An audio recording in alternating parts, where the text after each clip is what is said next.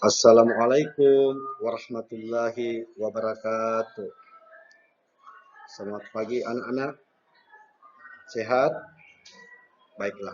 Sebelum kita memulai pembelajaran hari ini, terlebih dahulu kita membaca doa belajar dulu. Oke. Doa belajar mulai. Bismillahirrahmanirrahim. Selesai. Baiklah, anak-anak yang hebat.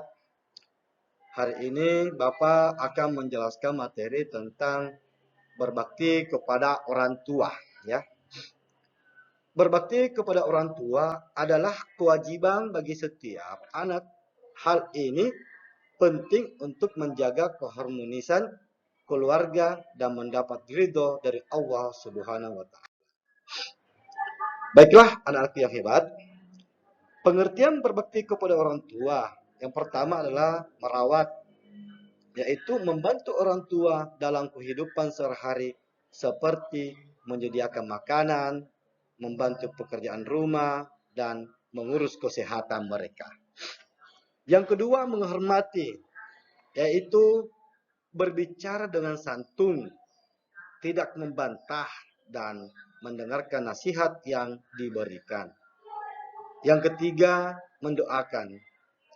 Selalu mendoakan keselamatan dan kesejahteraan orang tua, baik ketika mereka masih hidup maupun setelah wafat. Dasar hukum berbakti kepada orang tua yang pertama Al-Quran, yaitu perintah untuk berbakti kepada orang tua tercantum dalam Al-Quran seperti surah An-Nisa ayat 36. Yang kedua dalam hadis, Rasulullah SAW juga menekankan pentingnya berbakti kepada orang tua dalam berbagai hadis. Yang ketiga, ijma atau ulama. Seluruh ulama sepakat bahwa berbakti kepada orang tua hukumnya wajib bagi umat muslim. Keutamaan berbakti kepada orang tua, yaitu satu, pahala. Berbakti kepada orang tua akan mendapat pahala dari dan ridho dari Allah Subhanahu wa Ta'ala. Yang kedua, kebahagiaan. Anak yang berbakti akan mendapatkan kebahagiaan, ketenangan, dan keberkahan dalam hidup. Yang ketiga adalah jaminan surga. Rasulullah SAW menjamin bagi orang yang berbakti kepada orang tua. Contoh-contoh perilaku berbakti kepada orang tua.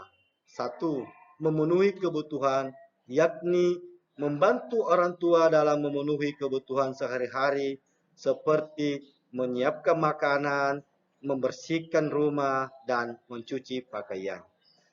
Yang kedua, berbakti dengan tutur kata, yakni berbicara dengan lemah lembut, tidak membantah, dan selalu menghormati orang tua.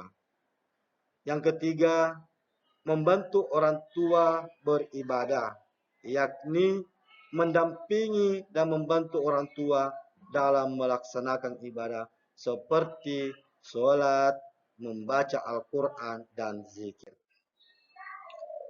Bagaimana cara mempraktikkan berbakti kepada orang tua? Yaitu satu,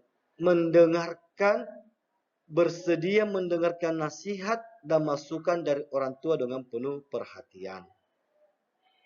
Yang kedua, mengikuti perintah, yaitu berusaha mematuhi dan mengikuti perintah orang tua selama tidak bertentangan dengan ajaran agama. Yang ketiga, merawat dengan sabar, yaitu merawat orang tua dengan sabar dan penuh kasih, terutama saat mereka sakit atau dalam usia lanjut.